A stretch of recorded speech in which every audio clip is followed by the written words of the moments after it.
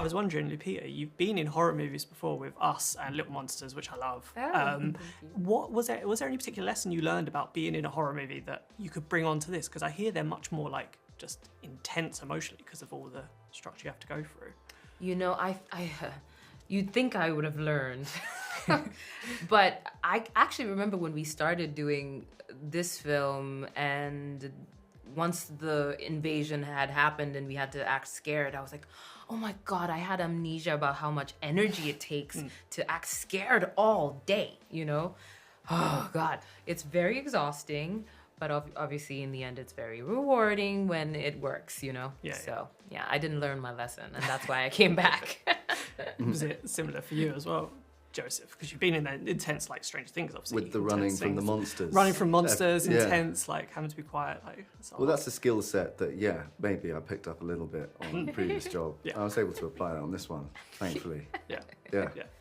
Is it the same as well? Like, on set, we've seen in the trailers that there is more of the invasion, so we see a bit more of the aliens than we've been used to in the previous movies. Were you just reacting to nothing that's there and you've got used to that, or was there like a man in an alien suit running around, that kind of stuff? There was a combination of both. There was a bit of reliance on our imaginations, I guess. Yes. And then there was also some pretty expert stilt work. Yes.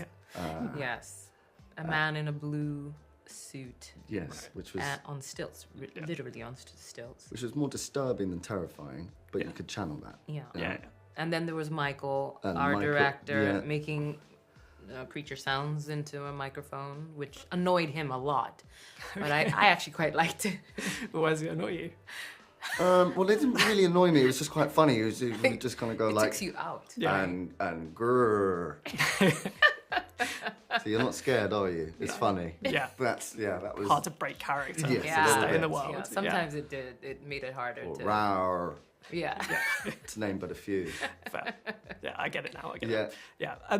And we've seen, obviously, this is in the city. We know it's at the start of the invasion as well. But is there something that fans won't expect that is different about this movie compared to the previous two? I suppose the previous two films have been quite contained in terms of where they're set, and obviously setting it in New York just blows that wide open. So I think that fans can expect to see the world that they're familiar with just on a much larger scale, and just a lot quieter.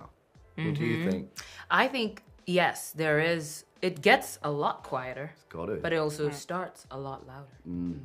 So yeah, there's a bigger journey to go on, I suppose. Yeah, and we see as well, there's a cat in this as well. We haven't had cats in the previous films, but although I've read, Lupita, you wasn't a cat fan when you started this. Not at so all. Why did you take on the job? If you look in this video, Sam's got a cat all the way through it. It's I know, man. I really had a hard time with when I read the script. I loved the character and I loved the story that Michael was telling with this film. It's a very surprising tone that he's added to this film, to this universe.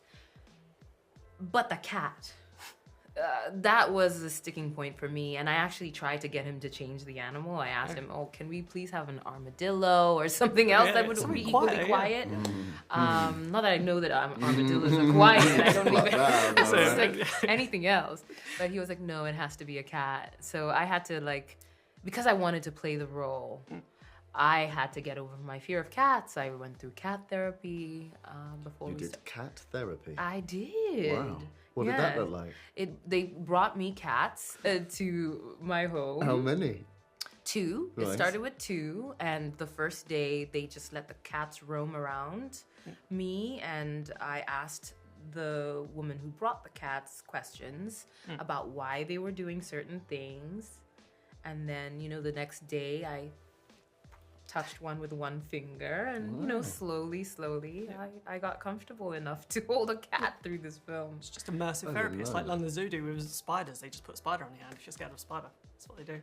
So yeah, you've just got to work with the thing you're afraid of. Yeah. Yeah.